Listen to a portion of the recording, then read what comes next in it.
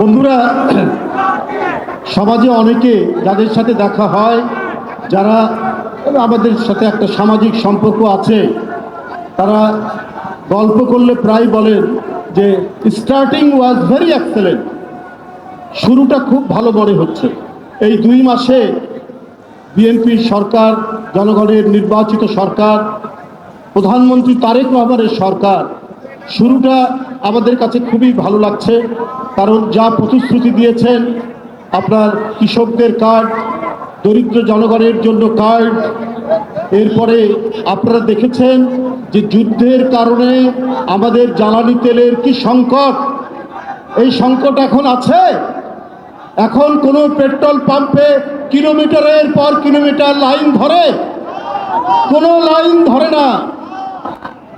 এরপরে দেখবেন একটা অসময়ের বন্যা হয়েছে সুনামগঞ্জ বলিবাজার ওই দিকে। এই অসময়ের বন্যায় তিনি সাথে সাথে প্রতিশ্রুতি দিয়েছেন যে আমরা 3 মাসের কৃষকদের যে ক্ষতি হয়েছে, আমরা 3 মাসের সেই ক্ষতিপূরণ আমরা দেব।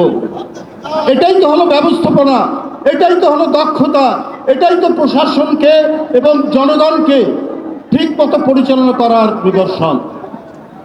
তাই মানুষ বলছে যে শুরুটা খুব ভালো, এটা কি কন্টিনিউ করবে?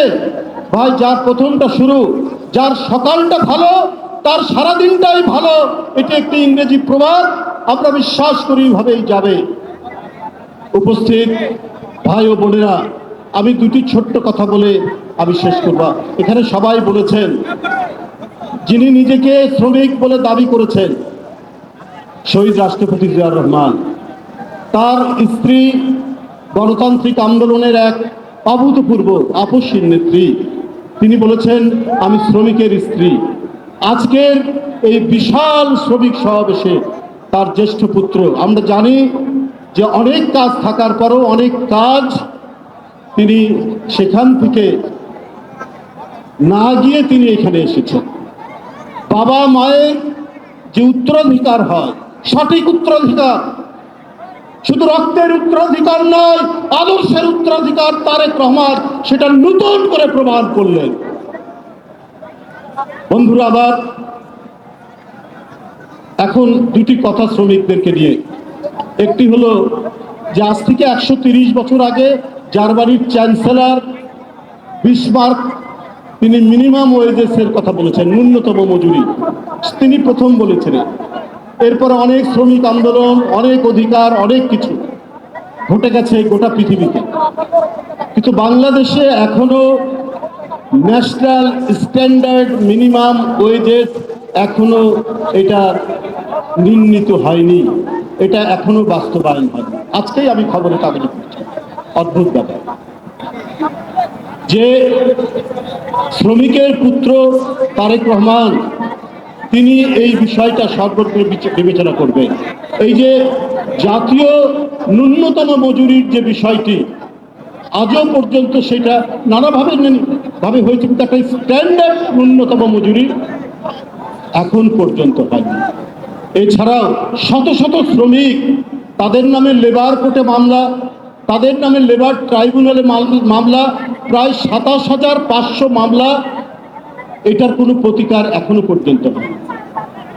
তো এই বিষয়গুলো আমাদের প্রধানমন্ত্রী নিশ্চয়ই তিনি কগনিজেন্সে নেবেন এবং তিনি নিয়ে এই শ্রমিকদের স্বার্থে যে কাজগুলো করবেন সেই কাজগুলোর মধ্যে এগুলোই তিনি দেখবেন যে শ্রমিক টাকা পাবে কোথায়, ও মামলা চালাবে না সে কলে কারখানায় সে উৎপাদনের মধ্যে কাজ করবে।